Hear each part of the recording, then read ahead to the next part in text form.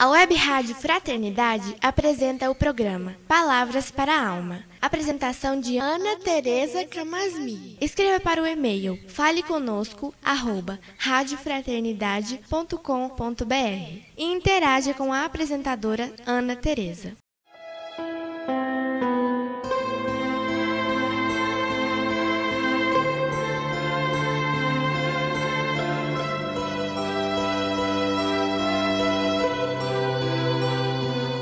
Olá, amigos da Web Rádio Fraternidade. Aqui é Ana Tereza Camasmi e é com muita alegria que inicio mais um encontro aqui no nosso programa Palavras para a Alma. Hoje vamos conversar sobre o julgamento, que é algo tão comum em nossos relacionamentos com os outros, tanto quanto conosco mesmos. Quando Jesus nos diz, não julgueis para não serdes julgados, isso está em Mateus, capítulo 7, versículo 1. Ele se refere ao cuidado que precisamos ter com o impulso de julgar, pois este impulso abre portas de mão dupla. Seríamos nós isentos da possibilidade de sermos julgados por alguém? E mesmo que não fôssemos, diante do julgamento, teríamos nós a certeza de que nenhuma falha reside em nossas almas? Pois aquilo que para o outro é reprovável, para nós pode não ser, e vice-versa. Ou seja, por mais bem intencionados que sejamos, existe sempre a possibilidade de alguém não considerar nossa ação da mesma maneira que nós. E mais, Jesus alerta para o fato de que a medida do julgamento que utilizarmos será a mesma medida que retorna para o nosso campo de ação. E estas palavras de Jesus não são ameaças, embora possam sugerir isso. É que esse chamado se refere à lei da reciprocidade que rege as nossas vidas, e principalmente das consequências difíceis que decorrem de nossos atos irrefletidos. Refere-se à nossa ilusão de invulnerabilidade que adquirimos quando nos consideramos detentores da verdade. É quando nos fixamos em determinadas perspectivas como se fossem únicas e, consequentemente, quando as tomamos como sendo de valor absoluto e universal. Julgamento é assunto de nossas almas, porque muitas vezes nos impedimos de dar um passo novo em nossas vidas porque temos medo do julgamento alheio. Outras vezes, o nosso julgamento próprio é tão rígido que nem nos permitirmos ser aprendizes em nossas vidas, esperando de nós mesmos só agir quando não houver a possibilidade de errar, como se pudéssemos já termos nascido prontos. Em outros instantes, somos nós os juízes dos outros, em que acusamos todos aqueles que não se comportam conforme os nossos critérios. Então, olhando para o que há em comum nessas circunstâncias de julgamento que eu citei, podemos perceber que está presente em todas elas a necessidade de atender expectativas nossas, sejam elas expectativas próprias ou advindas dos outros. E quanto mais a realidade se mostra adversa a estas expectativas, maior e mais intenso se torna nosso julgamento. Quanto mais os acontecimentos vão evidenciando a distância entre as expectativas e o que é possível ser ou fazer por si ou pelos outros, mais críticos e enrijecidos nos critérios avaliativos nos tornamos. Mas de onde será que vem tanta expectativa assim para sermos esses juízes tão duros? De onde surge essa imensa vontade de receber mais, que não se satisfaz com o possível de si, nem com o possível do outro? Segundo Joana de Ângeles, no capítulo 5 do livro Em Busca da Verdade, isso decorre dos anseios da nossa criança interior. Anseios estes não atendidos como gostaríamos que fossem pela nossa família de origem. Joana explicita que mesmo quando estamos adultos nesta encarnação, trazemos guardados em nossos corações expectativas afetivas antigas, seja desta infância ou de experiências anteriores. Somos espíritos em processo de crescimento, ou seja, nada em nossas almas já se encontra completo nem inteiro, onde nada necessitaria de ajustes.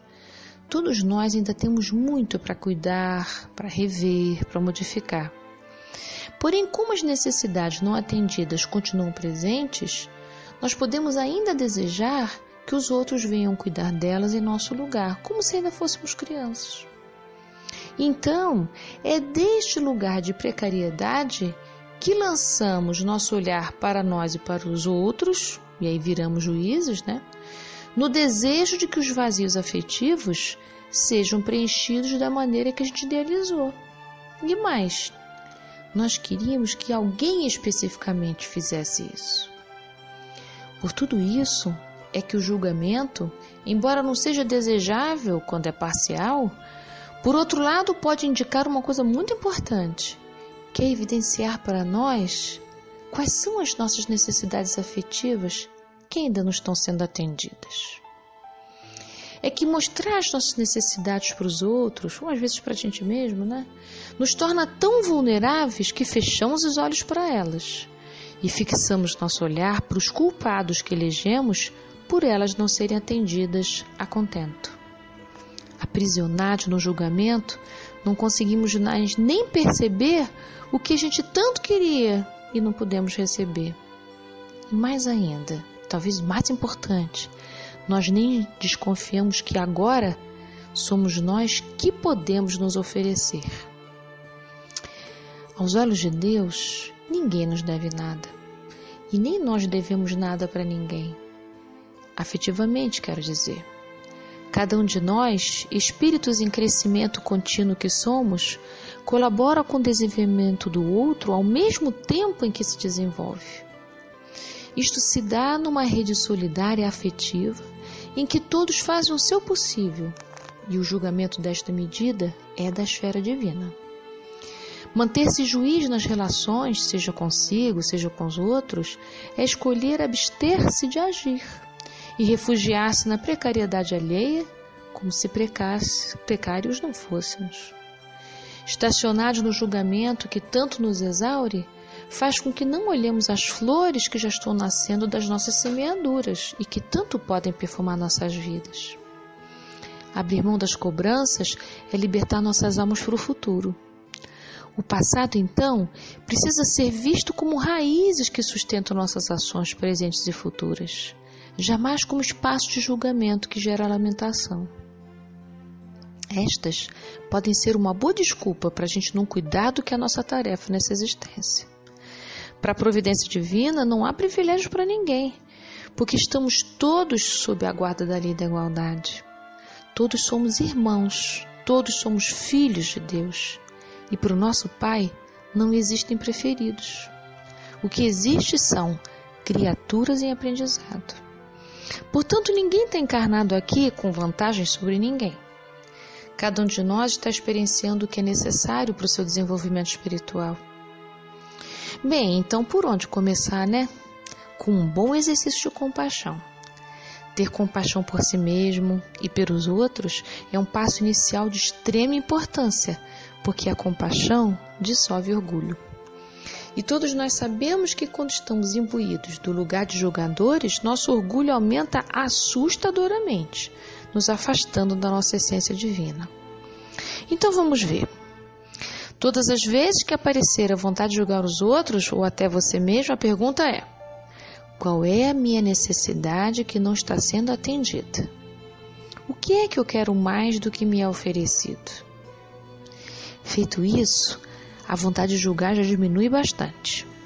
Em seguida, procurar atualizar esta percepção, ou seja, eu ainda preciso mesmo disso que eu acho que eu preciso? E em que medida eu ainda preciso? Muito, pouco, mais ou menos, todo dia, toda hora, enfim. E por último, o que é que eu posso fazer por mim para cuidar desta necessidade que eu percebo que ainda está me faltando? Há alguém que eu posso pedir ajuda para me ajudar a cuidar disso? Se pudermos exercitar isto quando a vontade de julgar surgir, vamos descobrir algo simples, mas muito especial. Tudo o que mais queremos nessa vida é somente amar e sermos amados. Simples assim. Então, basta fixar nosso olhar nos olhos límpidos de Jesus e lembrar que há nele uma profunda compaixão pelas nossas pequenezas, como também há uma fé incrível na nossa grandeza, pois ele afirmou com muita propriedade: vós podeis fazer isto e muito mais. Então, amigos, que todas as nossas necessidades agora possam ser cuidadas por cada um de nós. Boa semana e até a nossa próxima conversa, semana que vem.